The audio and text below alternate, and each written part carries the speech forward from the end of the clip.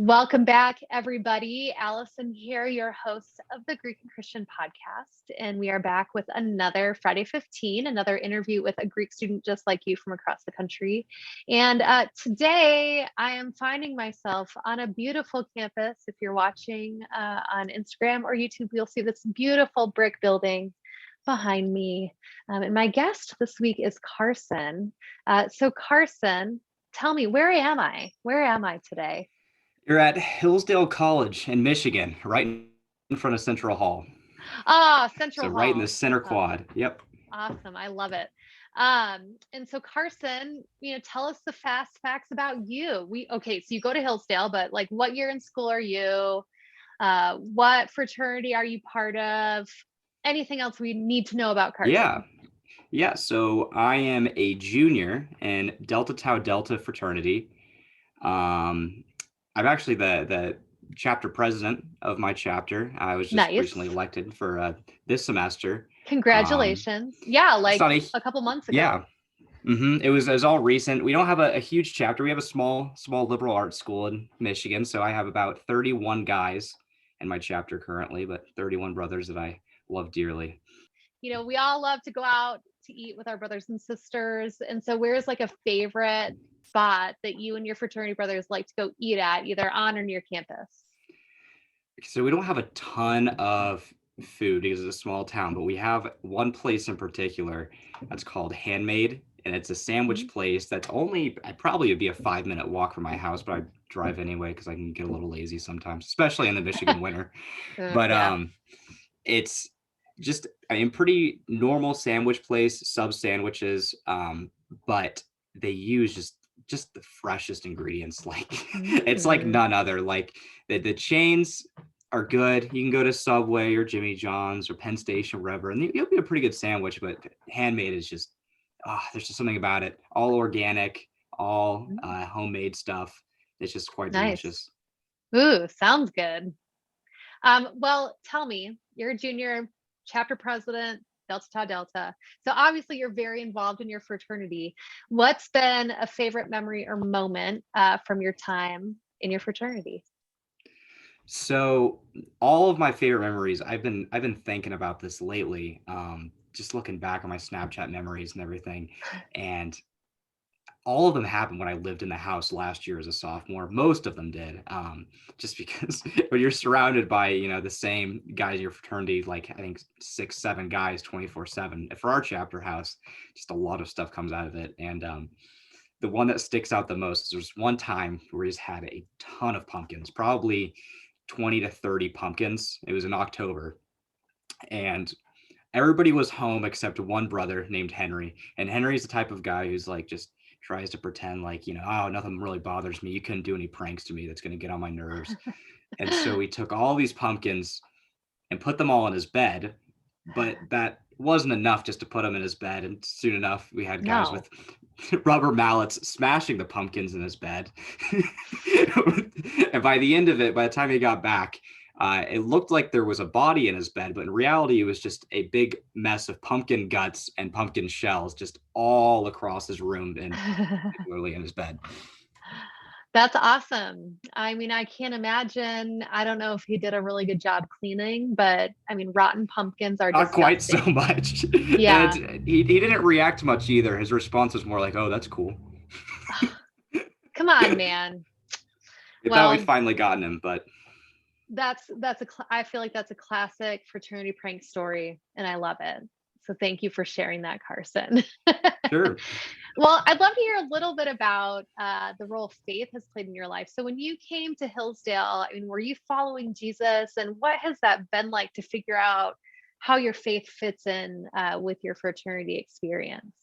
Yeah, sure. So when I came to Hillsdale, I guess I would call myself a nominal Christian. I tried to say I was Christian, but I really had no idea what it Mm, meant. I had stopped going to church by the time that I'd gotten into high school, and that really it's a big developmental phase when you really learn about what it's like to like live in reality. Because up before then, I don't really know what totally. I was thinking, like in middle school or elementary school. So I expected to come to Hillsdale and be like, yeah, I'm a Christian. I believe in God. And it completely changed. I in particular, my big now, his name is Jake. He just kind of brought me into his room whenever I was a pledge, and he's like, "Are you Christian?" I was like, "Yeah, I'm a Christian." He's like, "Really? Well, let's talk about that." And to this day, I probably couldn't remember about 99% of the questions that he asked me, but he didn't Mm, tell me anything. He didn't talk at me. He didn't talk over me. He just asked me questions about myself and prayed with me for probably about an hour and a half to 2 hours. And when I walked out of that room, I really was like, wow, I mean, Christ is real. Christ is out there. Christ saves, and he wants a relationship with me. The same God that 2,000 years ago died on the cross for all of our sins wants to know me, wants to know who I am personally, and wants me to know him. I mean, that's just mm. incredible. Wow. What a big brother, right? That's not Yeah, what you think of, the first interaction with your big brother is going to be like. And man, I think that's such a great picture of being Greek and Christian, is like the fact that in the middle of your fraternity house, your big brother pulled you aside and had that deep, meaningful conversation with you, which a lot of people don't expect, or like the stereotype is that those conversations don't happen in fraternity houses. Yet right. here you are, you know, in these two worlds, Greek and Christian are colliding in this really powerful experience. So, you know, in your day-to-day life, Carson, as you look back on the last 3 years in college, what has it looked like for you to be Greek and Christian? What's been really good about it and what's been challenging about it? Yeah, I would say that the best part about being in a Greek house is college is really something that's just, I mean, it really is only these 4 years. And Hmm. especially in a Greek house, it's you're surrounded by just so many guys who are your family. I mean, Yeah. and I know, I mean, same thing in sororities. So same thing on the other side. It's so many girls that just are your family. And that really is the time in which you can just feel just the power of the spirit is in this communion, this community with all these guys together. And you see all these good things that are happening in your house, and you're like, Jesus did that right there. Mm, One guy could go from just having the worst, several months of his life and on the near point of dropping out of school and just really struggling. And then it just took one conversation with another mm, brother or maybe a couple conversations, and you can just see him uplifted, that he's coming to our house Bible study, that he's like, wow, like I feel restored. And mm. that's like this kind of community that, yes, you're going to get outside of college and outside of a Greek house, but it's just so powerful when it's guys that you see as your literal blood brothers. And Absolutely. I would say that the hardest thing is I mean, it's pretty typical, but a lot of people aren't very clear about it sometimes. They like to kind of dodge it, but really having Mm, fun. I mean, it just is, especially when you first kind of learn what it means to follow Christ. A lot of people take it as, oh, well, like I can still kind of just do the same things I've always been doing and just have a different look on it, and I'm going to be okay. And then sometimes people take it too hard and we're like, oh, I've just completely screwed up my life. I've done everything wrong. And really, like both of those outlooks just aren't how Jesus wants you to see the world. He wants mm, you to live enriched by him. That what mhm. you do is a byproduct of wanting to follow him, rather than just be like, this is what a Christian does. I have to do this. It's Yeah. I want to live like Christ. I want to live with Christ. Hmm. Yeah, I think you're right. I think that's where we can get it twisted, is that, okay, if I do X, Y, and Z, then I'm good with God. Like whether it's, or like, oh, screw that, I'm just going to live my life however I want to. And sure, I'm a Christian, but, that doesn't really impact Right. my day to day life.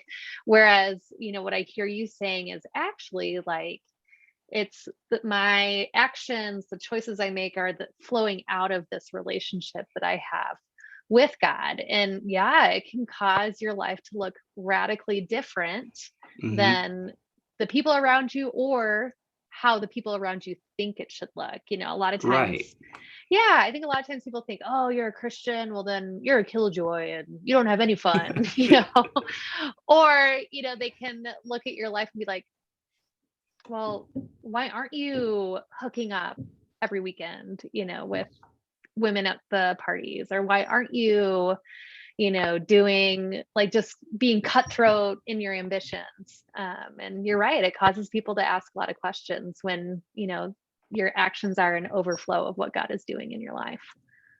Yeah.